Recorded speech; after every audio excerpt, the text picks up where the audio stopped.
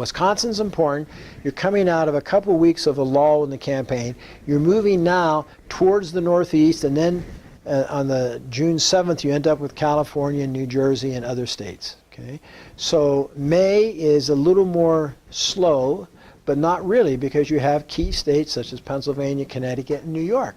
New York turns out that it may be a crucial primary for both the Democrat and Republicans on April 21st, I believe, April 19th or 21st, whichever. So as we go into April, first primary in Wisconsin, Midwest state, somewhat diversified, not very small percentage of non-whites, a percentage of individuals who have elected a very conservative governor in Scott Walker, and Scott Walker today just endorsed Ted Cruz, okay, as his person he wanted to endorse in the primary, something that I'm sure Trump's not happy about. Trump needs to carry enough congressional districts and also, ideally, carry the state so he gets the winner-take-all of all the statewide delegates, and then within the congressional district, he can pick up another 15 to 30 delegates. Cruz is trying to win statewide and pick up enough delegates in the different congressional districts to actually end up with a majority of the delegates, which would be a setback for Trump, make it more difficult for him going forward in some of the ensuing races. So a lot to happen here, and we will just have to wait and see. So be sure, if you have the opportunity, to watch the returns as they come in on April 5th at night. Wisconsin's usually a fast reporting. They usually get 60–70% of their vote in within an hour and a half, but then they slow down, and the more rural counties often don't come in till sometime around noon the next day. If it's a very close vote, we may not know the results till, the statewide results at least, till quite later. So I want to conclude this lecture with a brief discussion of 2 points about Donald Trump's support. Okay?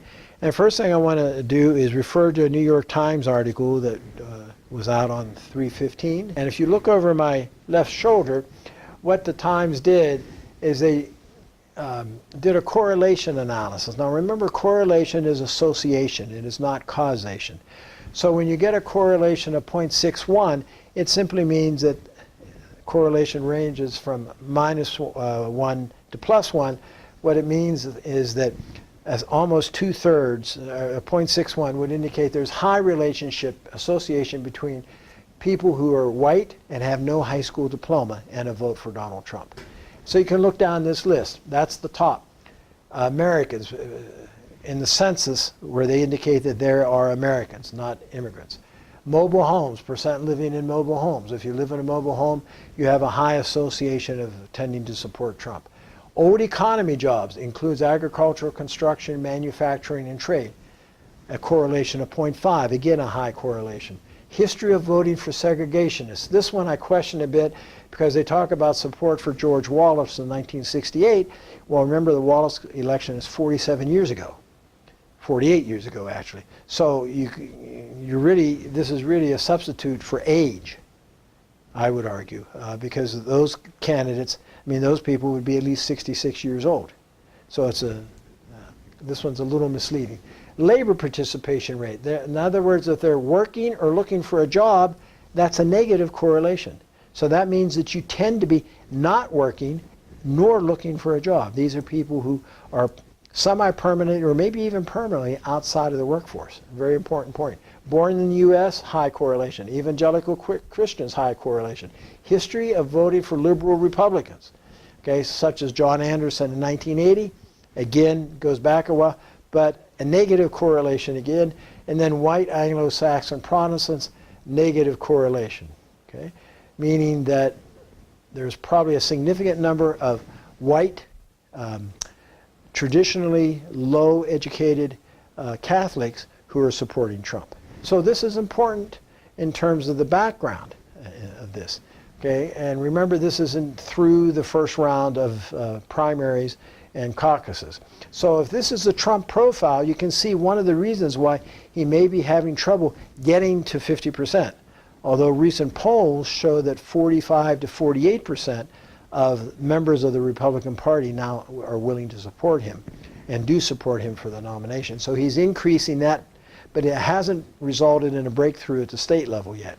And that's primarily because this group, these correlations, are all consistent with a fairly small number of individuals, maybe a third to half of the voting public in the Republican primary. Therefore, 30 to 40% is his top ceiling until he's able to move beyond that. So the question becomes, okay, why are these individuals so committed to Trump? And there's no doubt that they are. I have another graph to show you. This is from the Brookings Institution. And this is a graph which shows across the United States the thousands of jobs, so that means these are millions, the thousands of jobs in terms of manufacturing from 1980 to 2014. So if you look here, you're at a high of 19 million. You come over here to your low point in 2010, 2011, and you're at roughly 12 million, 10 to 12 million, with a slight increase over the last 3 to 4 years. Okay, bringing us back up to approximately 12 million. So that means 7 million, more than a third, of manufacturing jobs have been lost in the United States. And the argument that both Trump makes and also that Senator Sanders has been very effective in making is that the large part of the reason for this drop is because of our foreign trade agreements, where we're forcing the American worker to compete with low wage earners throughout the rest of the world. Okay?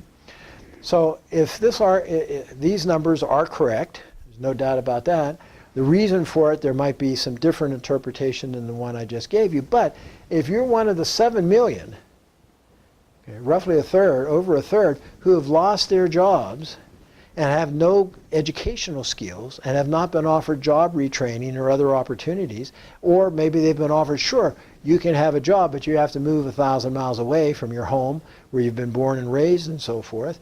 Remember, these are individuals who maybe have worked 20 or 30 years on an assembly line or on some sort of manufacturing line, and all of a sudden their job's gone.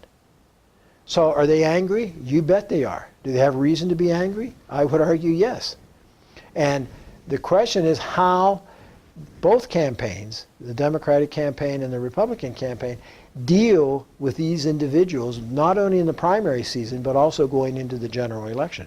And it's quite possible if they stay as angry and participate at the high rate that they're participating in the Republican primary, and to some extent in the Democratic primary, they will be a significant and maybe even a decisive factor here when we go into the fall election. So keep this in mind. So what are the options as manufacturing declines? Well, you re-educate people, you get them into different types of jobs, service jobs, other types of jobs. What's the problem? Problem is in many cases the jobs that they might be able to get into pay significantly less. And they haven't seen an improvement as they age. They haven't seen an improvement in their lifestyle or in their income. So again, they're frustrated, they're angry, they feel the party, in this case the Republican Party, although you could make the same case for the Democratic Party, has simply not been responsive to them. So this group of individuals, I think, will play, and their families and people affected by them, will have a very significant role to play in the fall election. So with that as background, I think you can see my position at this point is that Donald Trump is in an excellent position at this point. At the very least, he's going to go into convention with more delegates than anybody else, and I think there's still a good possibility he'll go into the convention with a majority of delegates. If he has a majority of the delegates, I think it's next to impossible, unless the Republicans want to commit suicide, to deny him the nomination. If he doesn't have a majority, I think even that gets a little dicey to deny him the nomination as the first place person. But I think that Trump, remember Trump, what's Trump's major point that he makes at least a dozen times through every speech? I am the deal maker. I'll make a deal. Well, he has a chance here, given these numbers that I gave you, to make a deal in terms of getting to a majority, avoiding a contested election. Time will only tell if that happens. Thank you.